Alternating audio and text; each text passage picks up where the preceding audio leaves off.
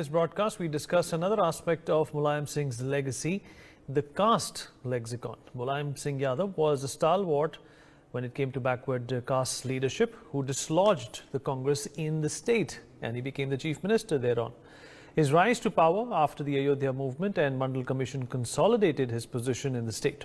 We discussed the caste dynamics before he took over as the chief minister for the first time, and how the votes were transferred, how they transitioned during his tenure, and what is the current caste calculus in the post-Mulayam Akhilesh era.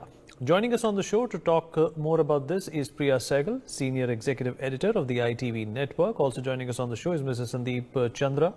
He's a political analyst. PKD Nambiar, political commentator, will be joining us momentarily. And last but not the least, Mr. Anurag Naidu is also joining us on the show. PKD Nambiar, if you can hear me. I can hear you. Yes. Well, a lot has been said about Mr. Mulayam Singh Yadav, and he's lived through some personal and political storms as well. But, the talent lay in him for come out of these political and personal storms and still continue, to be called Netaji, still continue to be a protagonist when it came to caste politics, and continue to be a stalwart when it came to, the national as well as state narrative of the country. How do you think he pulled that off? Well, Vineet, I think I agree completely with Priyaji, the way she has explained about him. He's a master politician who learned the art of politics in its very beginning. So that is the reason he could, a state like UP, which is we consider like more of like a mini India, largest state. He was the chief minister 3 times, even though in a different time. He was not just, even though he's politically his relevance was predominantly only in the state of UP, but he was always considered as a national figure. Even though he has moved away from the Lohia and the typical socialist ideology and moved towards to the, even though they both Lalu Yadav, Mulayam Singh Yadav, and some of these people were George Fernandez, these kind of people have started from the Lohia movement or the socialist movement. They all may have moved away from the typical socialist movement and carved their own space for the electoral politics, and they have been successful to a great extent. It is always said that the politics are always played according to that particular time and the environment, and he played it very well like a superb captain. So I would say that he may be one of the very few top-level leaders which is produced, and even though being a regional player, had a national outlook, nationally well known. I know that even in south of India, people used to take his name, Mulayam Singh Yadav.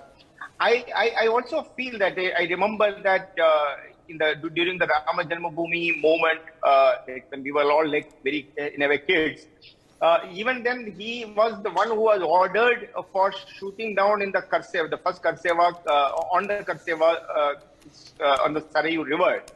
But even after that, there is some kind of a real love-hate relationship with the RSS. But he always enjoyed a wonderful relationship with the RSS, or even including the Prime Minister Narendra Modi, even the erstwhile, all the generations of BJP, including Advani ji, Rajnath Singh ji, of course, and then Vajpayee ji, to all of them.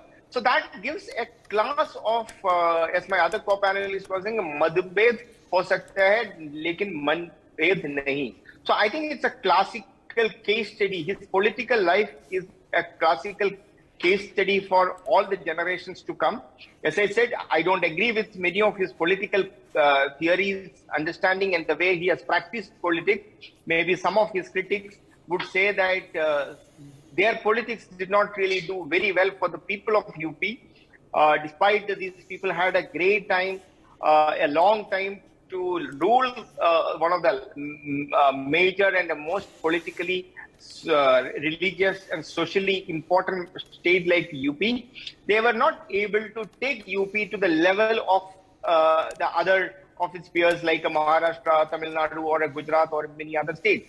But even then, I think he was a face of Indian politics for a longest of time, almost 30-40 years, relevant, whether it is and he's one of the good quality of him is that he never shied away in appreciating even his opponents. which is a very rare quality in today's politics we see. Maybe, of course, he will be missed. At least his kind of politics will be missed. His son may not be maybe a natural heir to his political, what do you call, the fieldom which he has created, or a political base he has created. But that politics have changed, which is good or bad, as Priyaji said, time will tell.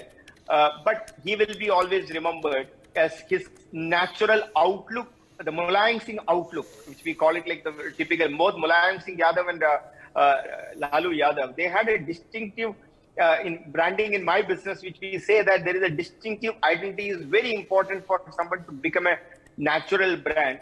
And Mulayam Singh Yadav had it. And he is a first-time political entrepreneur, in other words. So I think he's a first-time successful political entrepreneur in all means. All right. PKD, quick closing comments from you, 30 seconds, then we have to move on. I think the life of Mulayam Singh Yadav is inspiration to many. Many of his, I would always say that you may have a lot of shortfalls of a leader. That is very human.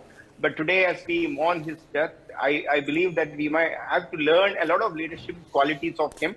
You can say as a detractor, or the one who may not have been really liking his policies and style of functioning. But I believe that the era of Mulayam Singh Yadav and the Mandal Commission and so on and so forth, that the era from 70 to till 2010, in a way, from the last 10-15 years, he was not really that an active politician, or because of his age and health. But I think we all need to learn from such kind of thing and adapt those things according to the today's generation and aspiration and expectation of the people. All right. And if his son is able to match up with that, it may be a big challenge for the sons. That basically sums it up. PKD, you've taken the word out of my mouth. The son needs to, in fact, fill into the big shoes of his father. Priya, Mr. Sandeep and PKD, appreciate you joining us and filling us in.